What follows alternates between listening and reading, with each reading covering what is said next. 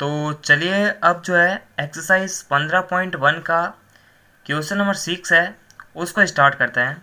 यह हालांकि बहुत सिंपल क्वेश्चन है, बस आपको जो है ग्राफ देखकर इस क्वेश्चन का आंसर देना है, ठीक है। तो देखिए ये क्या कह रहा है कि एक डाकिया किसी नगर के पास ही स्थित एक उपनगर में एक व्यापारी को पार्सल पहुंचाने के लिए साइकिल पर जाता है, ठीक है। विभिन्न समयों पर नगर से उसकी दूरियां और निम्न आलेख द्वारा दर्शाई गई है। तो आपको इन प्रश्नों के उत्तर देने हैं। तो देखिए फर्स्ट क्वेश्चन क्या कह रहा है कि एक्स अक्ष पर समय दर्शाने के लिए क्या पैमाना प्रयोग किया गया है।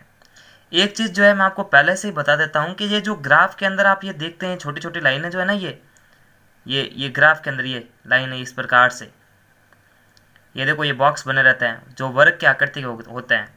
तो देखिए जो दो बॉक्स है, यानी जो ये एक बॉक्स और ये एक दूसरा बॉक्स, इन दोनों की जो दूरी है टोटल वो होती है 1 इकाई। यानी अपन जो है 1 सेंटीमीटर को 1 इकाई मान सकते हैं। तो उसी जो है या इसी नॉलेज का यूज़ जो है इस पहले क्वेश्चन में करना है। देखिए जो ये क्या कह रहा है कि एक्स अक्ष पे, अच्छा कौन सा एक्स अक्ष होता है, ये जो क्षैतिज होता है यानी इस प्रकार से है, और ये जो खड़ा अक्ष होता है उसको अपन वाई एक्स बोलते हैं। फिलहाल इसका तो यहाँ पर कोई मेंशन ही नहीं है। तो देखिए एक्स अक्ष पर आप खुद सोचो कि ये क्या इकाई ले रहा है और कितना पैमाना ले रहा है। देखो पैमाना जो है हम अपन जो है 1 इकाई के हिसाब से भी ले सकते हैं, 2 इकाई के हिसाब से भी ले सकते हैं, 3 इकाई के हिसाब से भी ले सकते हैं। लेकिन आपकी नॉलेज होनी चाहिए कि 1 इकाई में जो है यहाँ पर क्लास 8 के अंदर 1 इकाई में 2 वर्ग होते हैं और 1 सेंटीमीटर के बराबर उसको माना जा सकता है। तो देखिए अपन यहाँ पर लिख सकते हैं कि 1 इकाई जो है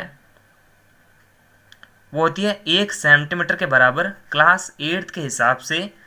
तो यहाँ पर आप खुद सोचो ये जो एक्स अक्ष पे है ये देखो बराबर जो है 1 1 घंटे का गैप लग रहा है। देखो यहाँ से 8 से 9 1 घंटे का गैप, 9 से 10 1 घंटे का गैप, 10 से 11 1 घंटे का गैप और 11 से 12 वो भी 1 घंटे का ही गैप है। लेकिन आप सोचो ये कितनी यूनिट के अंदर 1 घंटा कवर कर रहा है। देखो ये पहला बॉक्स हो गया और ये दूसरा बॉक्स हो गया, तो यहाँ से यहाँ तक तो ये 1 सेंटीमीटर हो गया। और उसके बाद में देखो वापस ये तीसरा बॉक्स और ये चौथा बॉक्स, यानी देखो 4 टोटल बॉक्स जो है यहाँ से यहाँ तक है, यानी 2 इकाई होगी या 2 सेंटीमीटर होगा। तो हम लिख सकते हैं कि 2 इकाई के बराबर 1 घंटा जो है यहाँ पर पैमाना लिया जा रहा है।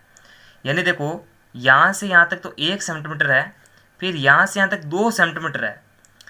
तो 1 सेंटीमीटर को अपन 1 इकाई मानते हैं, तो 2 सेंटीमीटर को अपन 2 इकाई मानेंगे। फिलहाल यहाँ पर आप खुद सोचो कि यहाँ से यहाँ तक जो है 2 2 इकाइयों का गैप है और 2 इकाई के अंदर जो है इन्होंने ग्राफ के अंदर 1 घंटे को कवर किया है। तो अपन लिख सकते हैं कि 2 इकाई बराबर 1 घंटा, यानी 1 H लिख सकते हैं अपन, जो कि एक्स अक्ष पर एक पैमाना दर्शाया गया है। ठीक है ना, आप खुद सोच लेना अपने हिसाब से कि 2 बॉक्स में 1 सेंटीमीटर है तो 4 बॉक्स में 2 सेंटीमीटर हो गया या 2 इकाई हो गया, क्योंकि अपन 1 सेंटीमीटर को 1 इकाई के हिसाब से मान सकते हैं, तो 2 सेंटीमीटर को अपन 2 इकाई मान सकते हैं। तो यहाँ पर जो है 2 इकाई में 1 1 घंटे का गैप लिया जा रहा है, इसलिए हम जो है यहाँ पर एक्स अक्ष पर 2 इकाई बराबर 1 घंटे का यहाँ पर पैमाना दर्शा रहे हैं।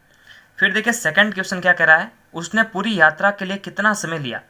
अच्छा देखो ये कहाँ से कहाँ तक जा रहा है, यानी देखो यहाँ से स्टार्ट हो रहा है और यहाँ पे ख़त्म हो रहा है। देखो कितने टाइमिंग हो रही है यहाँ पर, ये देखो बीच में आ रहा है बिल्कुल। यानी आप खुद सोचो ये टाइम कैसे चल रहा है, 8 8:30 9 9:30 10 10:30 11 ऐसे तो चल रहा है ये। तो ये देखो ये भी जो है ना बीच में आ रहा है। अब आप खुद सोचो 11 और 12 इन दोनों के मध्य क्या आ सकता है इस ग्राफ के हिसाब से, जो कि ये ऊपर वाले पॉइंट से टकराएगा।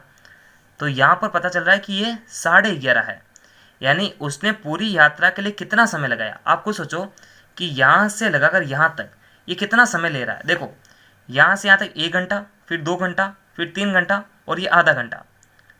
तो अपन भिन्न के हिसाब से यहाँ पर ग्राफ में दर्शाएंगे, ऐसा तो नहीं लिख सकते ना कि 3.5 घंटे। तो यहाँ पर अगर लिख भी दो तो ऐसा कोई काटेगा नहीं, कोई क्वेश्चन कोई भी टीचर ऐसा नहीं काट सकता आपका मार्क्स।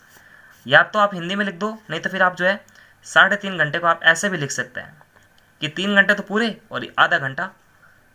ठीक है, ऐसे भी लिख सकते हैं, नहीं तो आप ऐसे भी लिख दो कि 3.5 घंटे में जो है उसने पूरी यात्रा कंप्लीट की। उसी प्रकार सी क्वेश्चन क्या कह रहा है कि व्यापारी के स्थान की नगर से दूरी कितनी है। देखो ग्राफ में देखो आप, ये यहाँ से यहाँ तक जा रहा है, कितनी दूरी है यहाँ से, देखो इसके हिसाब से चेक करेंगे ना, ये तो समय के लिए होता है, तो वो तो दूरी के हिसाब से, देखो यहाँ पर क्या लिखा हुआ है, दूरी किलोमीटर में, तो यहाँ से यहाँ तक टोटल दूरी है, ये कितनी है, 22 किलोमीटर है। कितनी है, 22 किलोमीटर। बहुत ही इजी क्वेश्चन है ये तो, 22 किलोमीटर। क्या डाकिया रास्ते में कहीं रुका है, बिल्कुल रुका हुआ है। देखो ये जो क्षैतिज अक्ष बता रहा ना, ये जो क्षैतिज रेखा है वो बता रही है कि डाकिया किसी रास्ते पे रुका था। कैसे पता किया कि जब 10 बज रहे थे तो डाकिया देखो 16 किलोमीटर की दूरी पे था, और जब 10:30 भी बजे थे ना, मतलब 10:30 भी बज रहे थे तो भी वो 16 किलोमीटर की दूरी पे ही था। ऐसे पता चल रहा है कि वो जो आधा घंटा है उसने कहीं पे रेस्ट कर लिया होगा। इसलिए ये अपन लिख सकते हैं कि हाँ डाकिया कहीं रास्ते पे रुका है जब 10 बजे, मतलब ऐसा लिख देना आप कि 10 बजे से 10:30 बजे तक डाकिया किसी स्थान पे रुका था। ये कैसे पता किया, ये जो है हमने ग्राफ पर क्षैतिज रेखा को देख के पता लगाया। सिंपल है। किस अंतराल में उसकी चाल सबसे अधिक है, देखो सबसे अधिक चाल कैसे है, इस पूरे ग्राफ में आप देखो ध्यान से कि किसका ग्राफ लंबा बन रहा है। ये देखो शुरुआत की, देखो आप 8 से लगाकर 9 तक जो है ये ग्राफ का साइज बड़ा है, बाकी देखो सभी साइज छोटे छोटे हैं, ये भाग भी छोटा है, ये भाग भी छोटा और वो भाग भी छोटा, लेकिन ये सबसे बड़ा। अपन कह सकते हैं कि 8 बजे से 9 बजे के अंतराल में उसकी चाल सबसे अधिक थी। तो इस प्रकार से ये क्वेश्चन कंप्लीट होता है। तो नमस्कार, थैंक्स फॉर वॉचिंग। और पूरे चैप्टर की जो प्लेलिस्ट की लिंक है वो वीडियो के डिस्क्रिप्शन बॉक्स में दे रखी है, वहाँ जाकर बैक टू बैक सारे वीडियोस देख सकते हैं। तब तक के लिए लाइक, सब्सक्राइब और शेयर करें। Thank you.